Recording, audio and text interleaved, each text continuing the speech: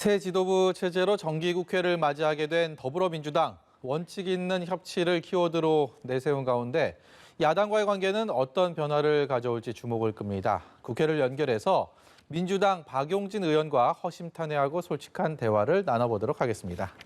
안녕하세요. 예, 안녕하세요. 박용진입니다. 네. 지난주에 그 사상 초유의 국회 셧다운 상황을 박 의원께서도 맞이하시지 않으셨습니까?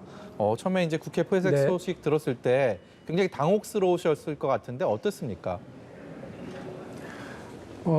사실 여러 확진자들이 급증하기 시작을 하고 예. 또 국민들의 경각심이 높아지기는 했었습니다만 국회에서 이런 일이 벌어지고 또 당 지도부가 전체 네. 능동 감시 또는 자가격리 또 다 검진을 받아야 되는 상황으로까지 가다 보니까 이게 지금 그냥 어떻게 보면 우리가 보통 뉴스상으로만 보는 그런 것이 아니라 네. 국가 주요 기관에게도 이런 일이 벌어지니까 앞으로 더욱 방역이라든지 개인 위생에 철저해야 되겠구나. 그리고 전체적으로 우리 국가 방역 시스템에 대해서도 더욱 경각심을 가지고 더 탄탄하게 만들어 나가야 되겠구나 하는 생각들을 갖게 됐습니다. 이 코로나19 재확산세가 좀처럼 아직 뭐 안정화 추세로 접어들지 못하는 상황. 그렇기 때문에 장기화를 우려하고 있는 목소리도 많이 볼 수가 있고요. 지금 뭐 국회에서는 비대면 국회 앞으로도 더 뭐 위험한 상황을 맞이할 수도 있기 때문에 뭐 이런 시스템을 좀 구축해야 되는 거 아닌가 이런 목소리도 실제로 나온 걸로 알고 있습니다. 일부 평론가들은 이제서야 그런 얘기를 하냐, 뭐 이런 얘기도 하고요. 이제라도 그런 얘기해서 좀 다행이다라는 목소리도 있습니다. 박용진 의원 어떤 생각 갖고 계십니까? 실제로 제가 지금 이 인터뷰를 연결해서 하는 동안만 마스크를 벗고 있죠. 예. 하루 종일 회의를 진행하거나 누구를 네. 만나거나 혹은 국회 안에서 이동을 할 때도 다 마스크를 쓰고 있는 상황이거든요. 네. 근데 당장 내일 이제 본회의가 열리는데 그 본회의에서도 이렇게 차단막들까지 두고 마스크를 다 쓰도록 지금 조치가 내려와 있는 상태입니다. 네. 그런데 그 지금 방역 당국이 요구하고 있는 실내 집합 10명 이내로만 규정을 하고 있는 것 아니겠습니까?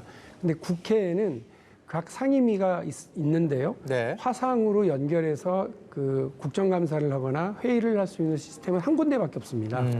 그래서 뭐 국회가 이런 그 대한민국이 앞서 나가는 이런 IT 강국임에도 불구하고 국회 시스템은 여전히 과거의 아날로그 시대에 적합하게 만들어 놓고 전혀 변경하고 있지 못했던 거죠. 이렇게 법 제도도 그렇고요.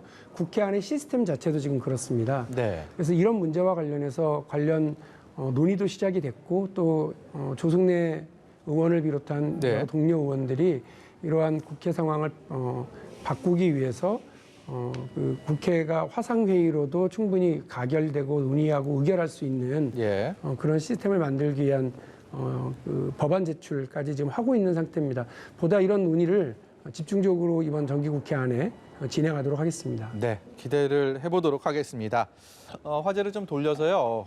집권당인 민주당이 새로운 리더십을 맡게 됐습니다. 네티즌들이나 일부 언론에서 이전부터 이 전당대회 하기 전부터 어대낙이라는 표현을 써가면서까지 새로운 리더십을 예상을 했는데 이변은 없었습니다. 박용진 의원께서 보시는 새로운 리더십, 민주당의 차기 결과에 대해서 어떻게 보고 계셨는지 좀 조심스럽게 여쭤보겠습니다. 어대낙이라고 하면 낙선을 한 김부겸 후보나 박주민 후보에게 너무 네, 상처가 되는 말이겠네요. 수도 있습니다. 왜냐하면 그렇죠. 이분들 당선도 안 되셨는데 네. 마치 다 정해져 있는 그런 그 경선에 들어갔던 거 아니냐 이렇게 네. 보일 수 있으니까요. 이낙연 후보도 정말 치열하게 뛰었고요. 네. 또 우리 당원들도 이번에 좀 엄청나고 거대한 실험을 했습니다. 이런 코로나 와중에도 더불어민주당이 90%가 넘는 전국 대의원들의 투표율 그리고 40%가 넘는 권리당원들의 투표율을 할 수 있었던 것은 이미 몇 년 전부터 저희 당에서 구축해 왔었던 플랫폼 정당 예. 그리고 인터넷 시대에 맞는 이런 그 정당의 틀을 구축을 해왔었던 것이 다행스럽게 생각을 하고요. 네. 이미 이 시스템을 통해서 이번에는 전당대회를 치렀습니다만 이전에 전당원 투표 등과 관련된 여러 당원들의 그 인터넷상에서 민주주의 예. 플랫폼 정당을 구축하는 그런 과정을 해왔던 것은 그나마 다행이라고 생각을 해서 비록 그 흥행은 뭐 잘 안 됐다고 평가를 합니다만 지금 이 코로나 시대에는 전당대회 자체가 무리 없이 진행된 것만으로도 저는 뭐 꽤 좋은 평가를 받아야 된다 이렇게 네. 말씀을 드리겠고요. 이낙연 대표를 비롯한 새로운 지도부가 해내야 될 가장 큰 역할은 아무래도 정권 재창출의 기틀을 마련하는 일 아니겠습니까? 예. 그러기 위해서는 문재인 정부가 지난 2017년 대통령 선거를 통해서 국민들에게 약속했었던 나라다운 나라 그리고 새로운 대한민국에 대한 구체적인 약속들을 하나하나 지켜나가는 데 있다고 생각을 합니다. 네. 그런데 이 국회에서 다수 의석을 차지한다고 해서 그 숫자만으로 이런 일들을 만들어 나간다고 생각하지는 않습니다. 예. 야당도 이제 조금은 다른 모습을 보이고 있고 또 국민들도 국회에서 국가적 과제를 서로 협의하고 논의해서 해결해 나가는 모습을 기대하고 있기 때문에 그에 걸맞는 원칙 있는 협치라고 이낙연 대표가 얘기한 것처럼 국가적 과제 그리고 문재인 대통령의 대선 약속 또 더불어민주당의 총선 약속이 국민들에게 잘 지켜질 수 있도록 야당과 협력해 나가면서 예. 안정적인 국정 운영을 뒷받침하는 것이 가장 중요한 일이라고 생각을 합니다. 네. 제 개인적으로는 국회에서 쓰는 여러 말들, 여러 단어들 중에서 가장 좋은 말이 저는 협치라고 생각을 하고 또 가장 실현하기 맞습니다. 어려운 말이 또 협치라는 생각이 아닌가 이런 생각을 해봤는데요. 이낙연 대표가 말씀하신 것처럼 원칙 있는 협치를 키워드로 제시를 했습니다. 여기에 대해서 통합당에서는 이제 맞상대라고 할 수 있겠죠. 통합당에서는 뭐 협치 좋은데 그러면 원구성부터 재협상하자 뭐 이런 뭐 뉘앙스의 얘기를 해서 지금 또 공이 또 민주당으로 살짝 넘어온 게 아닌가 이런 생각을 해봅니다. 어떻게 보십니까? 저희가 언제 18개 상임위 다 가져가겠다고 한 적 있나요? 저희는 한 적 없습니다. 그 더불어민주당이 다 하라고 정말 저희도 울며 겨자 먹는 식으로 네. 또 미래통합당이 등 떠밀어서 18석을 가져갔던 거예요. 저희가 이미 초반부터 이른바 국토위원회를 비롯한 여러 그 이른바 국회에서 좋은 상임위라고 힘 있는 상임위라고 그러니까 이렇게 평가받고 있는 상임위를 양보하겠다고 다 얘기를 했었고 그 양보 안에 그 미래통합당 소속의 의원님들이 대부분 많이 만족하셨던 것으로 알고 있습니다. 네. 그러니까 11대 7이라고는 상임위 배분 비율 그리고 그 상임위의 내용도 훨씬 저희가 더 많이 양보를 했던 거고요. 네. 또 인사청문회에 대한 약속 그리고 국정감사와 관련된 국정조사와 관련된 약속도 했었던 것으로 알고 있습니다. 그런 거 다 양보하고 내놓았는데 그때 그거 다 싫다고 다 가져가라고 걷어찬 분이 바로 주호영 원내대표신데 이제 협치하자고 얘기를 하시니까 그나마 다행입니다. 왜 안 되겠습니까? 저희가 협치를 안 한 게 아니라 미래통합당에서 이상한 그 고집과 원칙을 세우시는 바람에 이렇게 된 거니까요. 지금이라도 김태년 원내대표와 같이 머리를 맞대고 잘 협의를 진행하셔서 예. 진행하시면 될 문제입니다. 그래서 이낙연 대표가 이야기한 원칙 있는 협치라고 하는 것이 그 야당을 무시하고 야당과의 협의 없이 일방적으로 국회와 국정을 끌어가지 않겠다라고 하는 말씀이지만 네. 계속해서 발목만 잡겠다고 하면 우리는 손잡고 같이 가자고 손을 내미는데 발목을 잡으시면 그거는 또 다른 문제 아니겠습니까? 예. 주호영 원내대표가 그 18개 상임위를 다 가져가라고 하셨던 그 때가 아니라 다시 새로운 원칙을 가지고서 협의에 나서 주신다면 네. 얼마든지 국회에서 협치 가능하고 상임위 배분도 얼마든지 논의 가능하다고 생각합니다. 예, 제 개인적으로 만나본 여러 의원들, 당직자분들 하나같이 개파, 친문 이런 거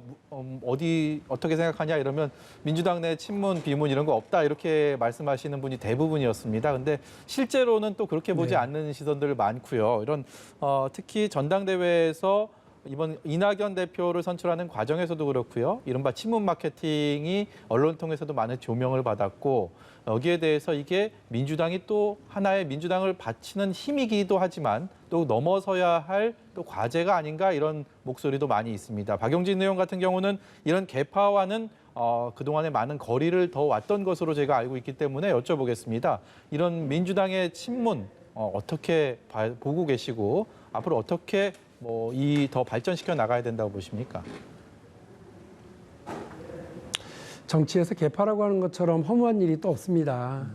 정치라고 하는 건 혼자 하는 것이 아니기 때문에요. 무리를 짓고 또 동료들과 함께 해야 되는 일이긴 합니다만 그러기 위해서는 과거를 공유하는 게 아니라 미래를 공유해야죠. 예. 그래서 그 정당이 그리고 그 의원이 그 정치인이 정치 세력이 어떤 대한민국의 모습을 만들어 나가고자 하는지를 서로 공유하는 사람들이 있어야지 네. 그것이 진정한 의미에서의 정치 세력이고 예. 또 대한민국 국민들에게 정치의 역할을 설명할 수 있다고 생각해요. 그게 아니라 당신이랑 나랑 옛날에 고양이 같았어, 대학이 같았어, 혹은 누구 밑에서 같이 일했어 이런 걸 가지고서 하는 개파는 사실은 허무할 뿐이라고 생각을 합니다. 근데 이번 전당대회를 통해서 지금 비판적으로 말씀하시는 분들은 당내 이른바 주류 세력의 목소리 이런 눈치를 너무 많이 봤기 때문에 일방적인 목소리만 담기지 않았느냐라고 생각하실 수 있는데요. 많은 국민 여러분들은 잘 모르시겠지만 그 국회를 취재하시는 그 정치부 기자들이라든지 네. 정치에 관심이 많은 분들은 이번에 좀 뜻밖의 결과를 하나 보셨을 거예요.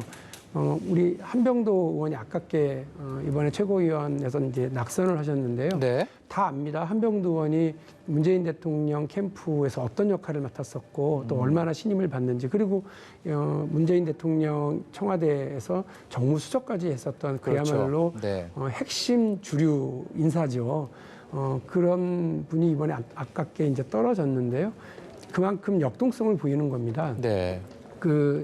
이번에 그 당내 어떤 쟁점이 형성되지 않고 또 똑같은 목소리가 나왔다고들 얘기를 하시지만 이런 이른바 누가 봐도 핵심적인 주류 인사, 흔히 말하는 언론에서 얘기하는 친문 인사임에도 불구하고 예. 안타까운 낙선을 겪은 분도 있고요.